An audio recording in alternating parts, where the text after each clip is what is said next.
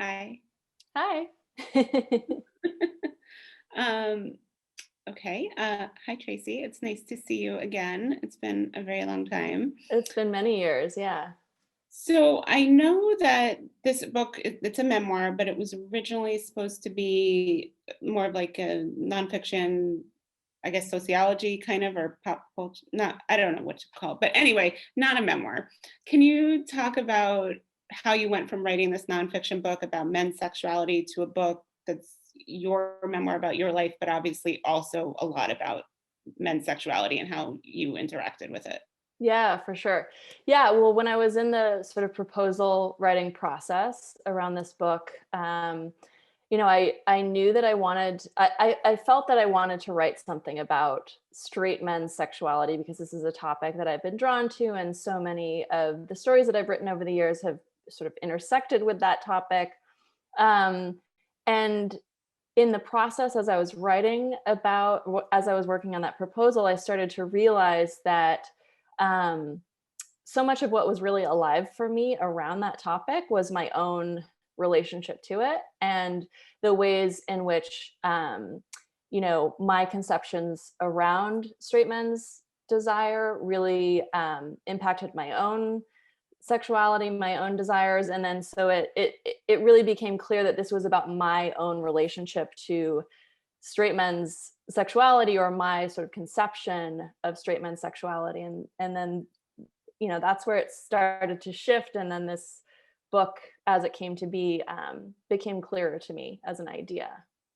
So you had already written a lot about your sex life in essays and articles prior to this, but what was it like really digging into all of it and connecting it? And also, I imagine probing more deeply into the more emotional and personal parts of it. I mean, not that your other writing wasn't personal, but Yeah. going so deeply into it for the book. Yeah. I mean, there's something so different about writing personally in the context of a book as opposed to a personal essay. The sort of turnaround time, the sort of pressure to publish is just very different. It felt like I felt like I had the time to really sit with an idea, to nurture it, to take time with it. Sort of behind closed doors before it was out there on the internet. And so that in and of itself was very different. Like the sort of wait time between when you finish a piece, even, and when it go public. In this case, like publishing a book, it's a year-long wait basically after it's already finished. And so that's been incredibly different. Whereas if you're publishing online, you're maybe at certain points in my career, I would spend a week maybe on a personal essay, and then it would go up online, and then there would be the deluge of comments and trolls and all of that. And so it's been a very different experience in terms of the timeline and in terms of just the nature of the response. And so I preferred it in that I've had so much more time to really nurture it and sit with it and develop it, and just really be obsessed with it. Um, and so I've just enjoyed being able to have a long-term project like that. Is it ever a double-edged sword in the sense that when you're writing online, like you don't have as much time to think or overthink that some of the things you've shared?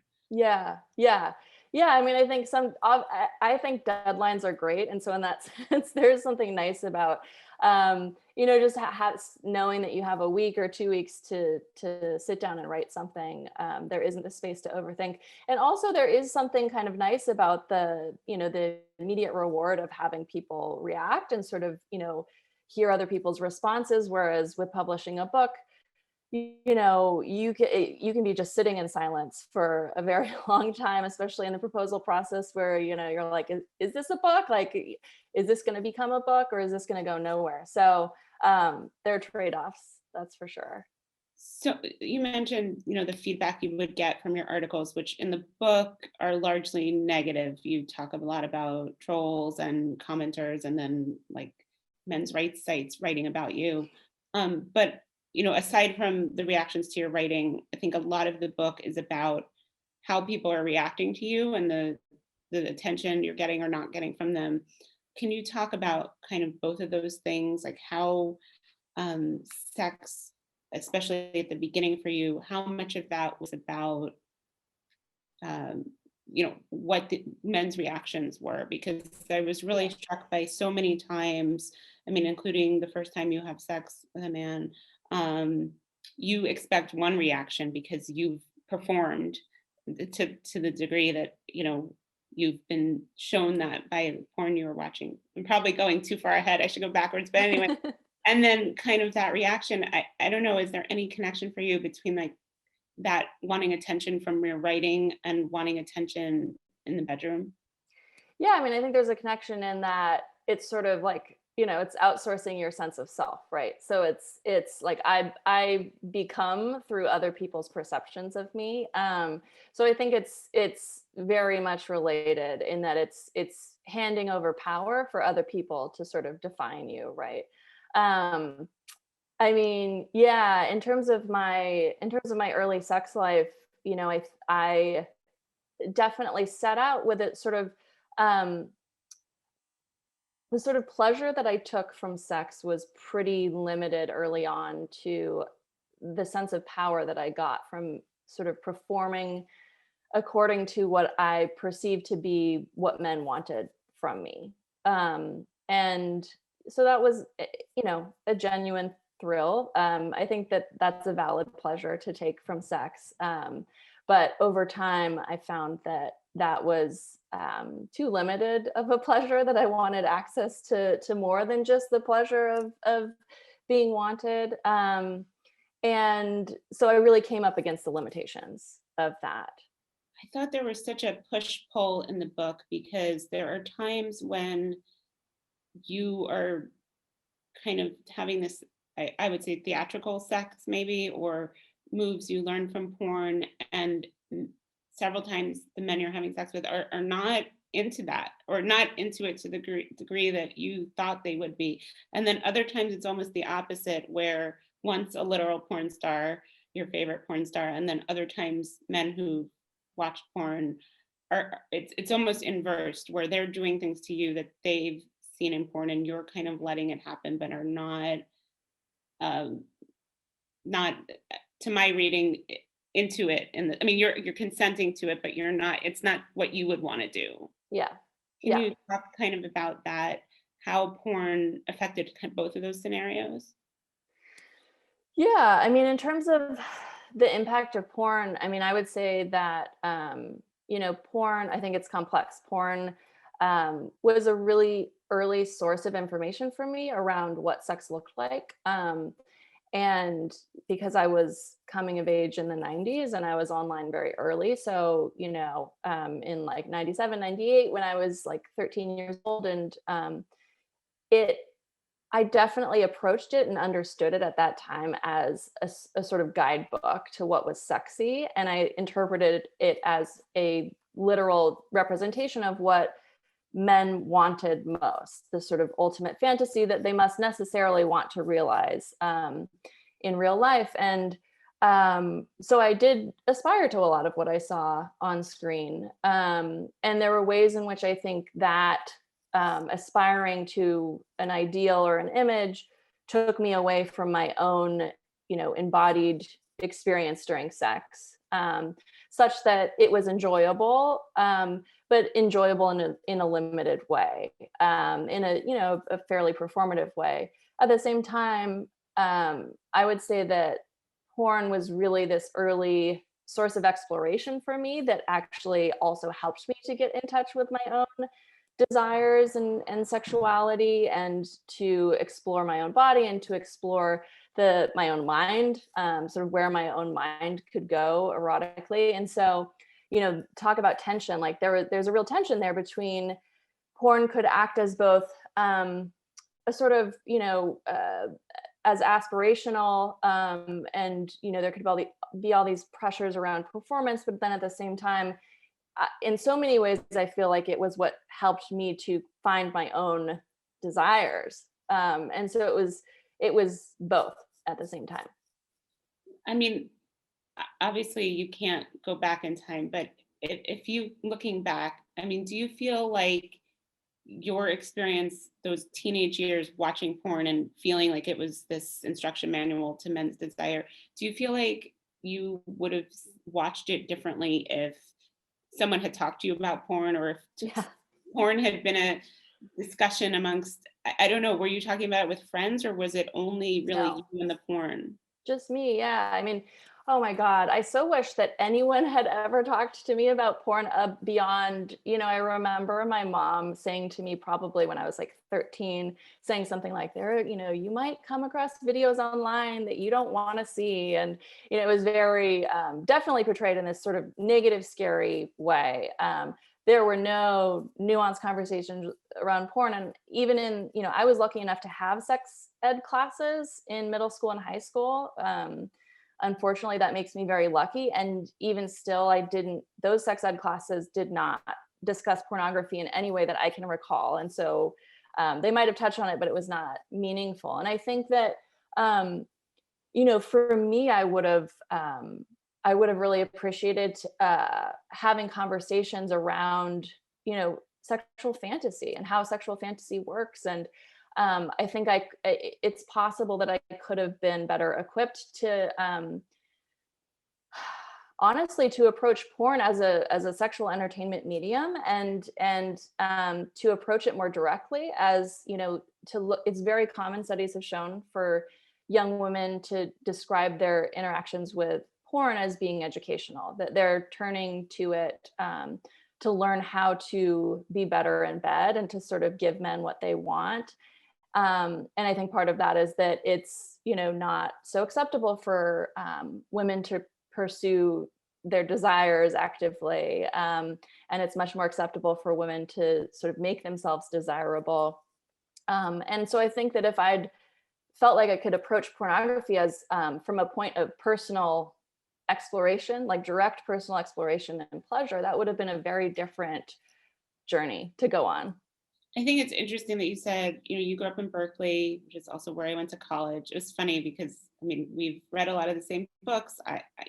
There are certain elements of myself that I found in your story, but I think there's a big generational divide. Like, I'm 45.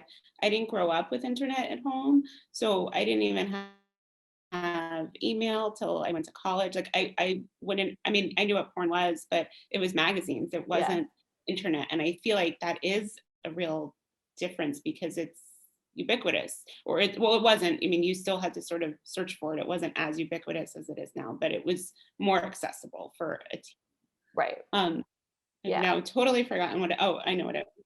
So given that you had sex ed and your parents did talk to you about sex, but there were still these gaps between what the sex you found in the real world and the sex you found in porn and what you were taught. Can you talk about that and kind of what maybe you think parents should be taught, how parents could better prepare their kids? And I know your son is not that age yet. He's only 3, but Like, have you thought about like how are you yes. gonna talk about these things with him? Yes, definitely. Yeah, I mean, I think, when I think about my hippie Berkeley parents who are very sex positive, they pretty much only said positive things about sex in my household, which is very lucky. But at the same time, I think they presented a pretty simplistic portrait of what sex was in this way that really, it felt like contradicted with what I saw in the culture at large. And so I got this very sort of idealistic message around sex at home that conflicted with the more complex portrayal I saw in the culture at large. And then in sex ed classes, it was this very routine, approach that was all about diagrams and sort of avoiding risk and all of that. And so that was also a very simplistic representation of sex. And so I I think one place to start would have been to have a sex education at home and at school that that was capable of sort of engaging with our sexual culture in a nuanced way. I think my parents swung too far in the sort of opposite direction of trying to present sex as something that, you know, sort of exclusively happens between married monogamous couples in the privacy of their own bedrooms, when obviously there's more to sex than that, right? And so that can be a part of sex. But I wish that I'd had, you know, just more in-depth conversations around sex and fantasy and pornography and the culture of sex that's so much broader than just the act itself. And I also think that there's a lot of research on what they call the missing discourse of desire when it comes to sex education, where so much of the rhetoric is around danger and avoiding risk, and it's not about you know, teenagers' experiences of desire. You know, it doesn't sort of honor and recognize them as desiring beings that, you know, so I think that there's this way in which adults so often out of a place of fear really discredit themselves in their conversations with young people about sex, because they portray it as this overly simplistic topic, and young people see right through it. So, you know, you discredit yourself from the very start when you try to portray sex as simple and straightforward. So in the book, it's obviously about your personal life and your sex life, but it's also about your work life. And you went from writing about various feminist topics to pretty much focusing on sex. You became a sex writer at Salon. Can you talk about how the job of being a sex writer impacted your sex life? I mean, obviously it put you in situations where you could explore things or know about things that maybe the average person wouldn't, but it seems like it was deeper than that for you. Like it both your personal explorations and your writing were driving you towards things you wanted to learn about that maybe you didn't learn about growing up, or you hadn't figured out for yourself. Yeah, I mean, becoming a sex writer was definitely, um, you know, I write in the book how it felt sort of like a permission slip, where it was, you know, it was an excuse to kind of dig further on certain topics that I might have, especially publicly, not have felt like I could have pursued. And so Like I what? think, I mean, any number of things, any of the places where I sort of found myself, you know, I think it's easier to sort of publicly wear your curiosity as a journalist who's doing a job than it is to kind of, even in the context of, you know, talking with friends, to admit your own curiosity, you know. And, you know, I don't think I don't think I did a good job of hiding it, but I think there was this way in which, you know, there was greater safety in sort of pursuing my interest in these topics in this professional way, right? And then it also, you know, it allowed me to ask questions of leading sex experts and researchers, and so I mean, was incredible in terms of just you know, being able to pursue these topics and really you know, to dive in and to, like, you know, live with them and think about them in this deep and enduring way that, you know, you don't really get to do if it's just sort of an extracurricular interest. There's a point in the book where this time you wrote, by outward measures, I was a bona fide sex writer who sang the feminist gospel of sexual pleasure, but my personal life made me feel like an imposter. You're talking about faking orgasms and also, I think, faking desire. And I mean, I think there was some desire for the men you slept with, but not desire to have exactly the kind of sex that you wound up having. Can you talk a little bit more about how you kind of navigated that and how it felt? Because a lot of times you say something like, you know, you were there, but you weren't there. Like you were there, but it was almost like you were watching yourself, or you were focused on the man's pleasure and less, like it wasn't even that you weren't focused on your pleasure, you didn't even know what that would look like. Where to Can you talk begin? a little bit more about that? Yeah. Um, Yeah, I mean, in terms of feeling like an imposter, I think that was really these, I had these feminist ideals that I would have, vocally defended, right? And that I did. I was a feminist blogger for a very long time. And so I felt very strongly about those things. And yet, in the privacy of, my bedroom and my own sex life, it felt a lot harder to sort of, put these principles into practice.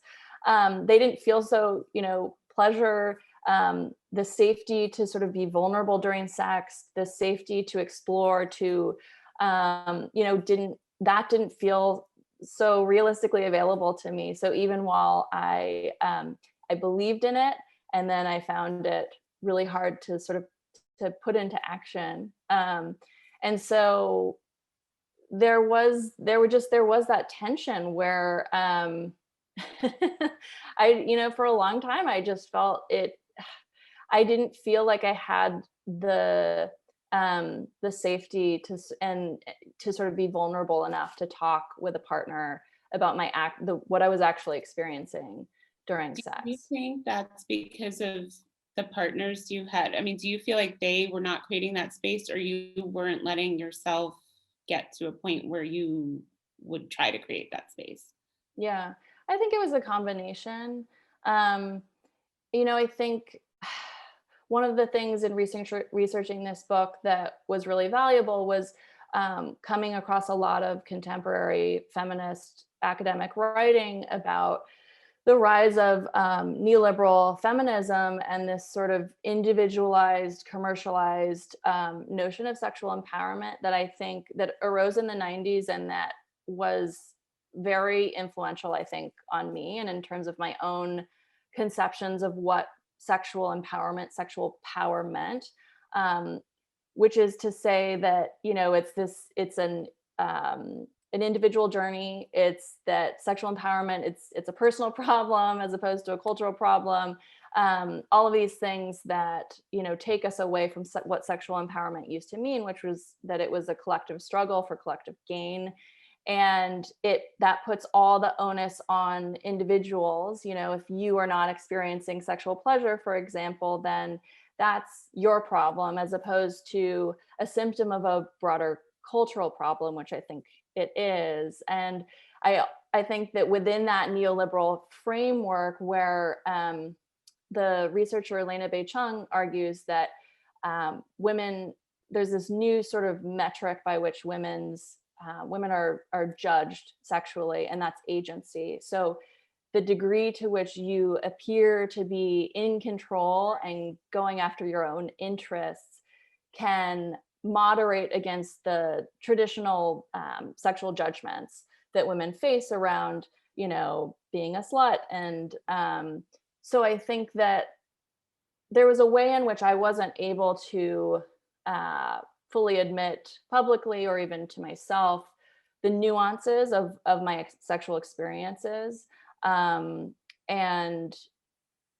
because that would mean that I wasn't, in control and sort of going after mine. And until I was able to admit that, right? And that's when there's a sort of turning point in the book.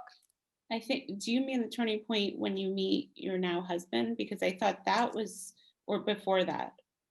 Before that, I reached a turning point before that where I started to feel like I had gone as far as I could down the path of um, you know wanting to be wanted and getting pleasure from that, and felt like I hit a dead end. And then it was really only after I hit that dead end that I think I was even open to the sort of vulnerability that I was able to experience with my now husband.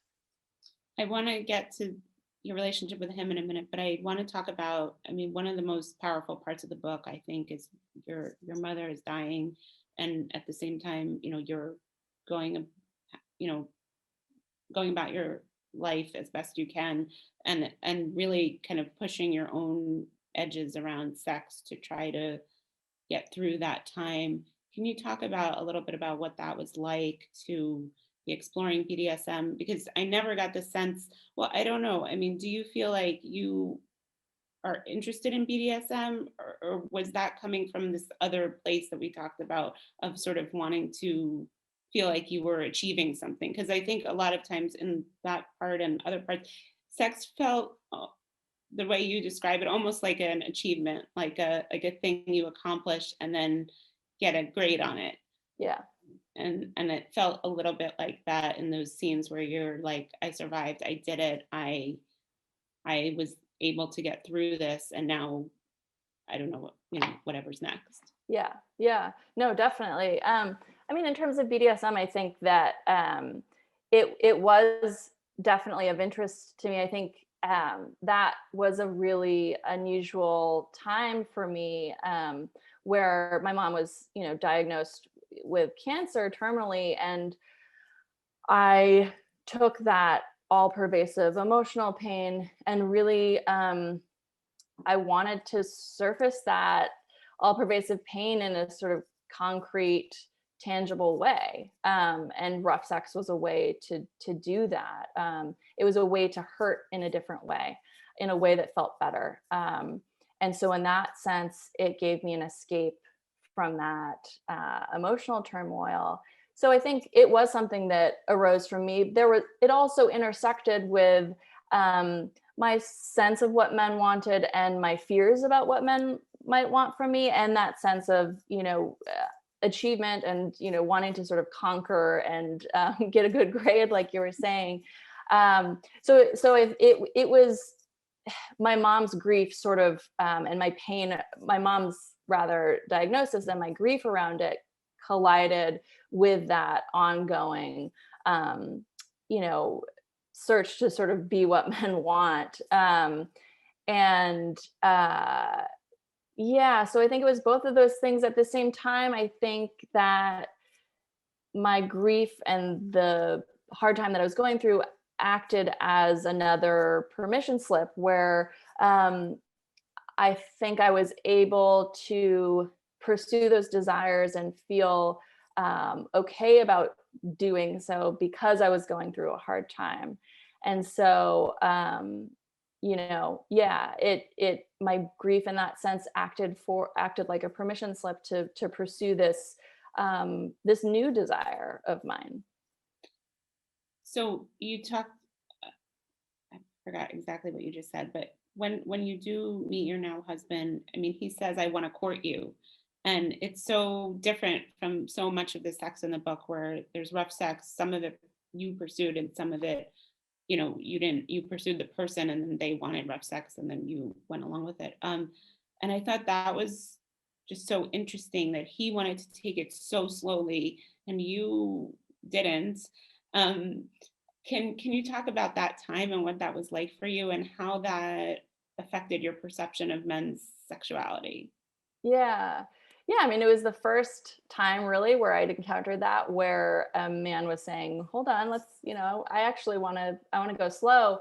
And it was not because he had, it was not from a sort of place of moral disapproval, but rather what he was comfortable with. He wasn't comfortable jumping right into bed. And that was so counter to what I expected from men. And I think what we're taught to expect from straight men, and it actually sparked a lot of insecurity for me, where it felt like, oh wow, this is going entirely counter to the usual script. Like this, it must mean he doesn't desire me. He must not want me, that he's wanting to take things slowly. And in reality, I came to realize that this was really about his sense of comfort, what felt good to him. And so that was really the start of starting to really understand how many different ways I'd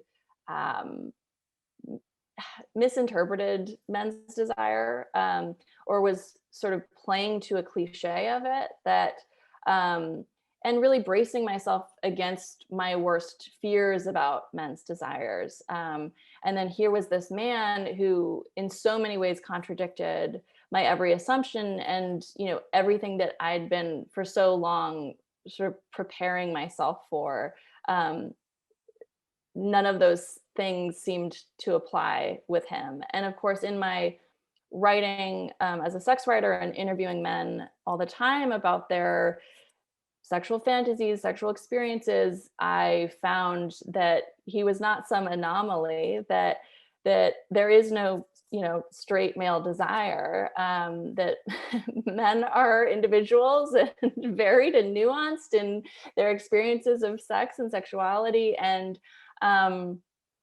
yeah, that cliche of straight male desire does not hold up. Um, you talk at the end about, and you mentioned this about how, it shouldn't be all about women individually dealing with these issues, or men or other genders. But it has to be from the culture. What do you see that change looking like? What would you like to see that, that's or what would you like the next generation or people growing up now, or 12 years old, the way you were at the beginning of the book, to find in our culture?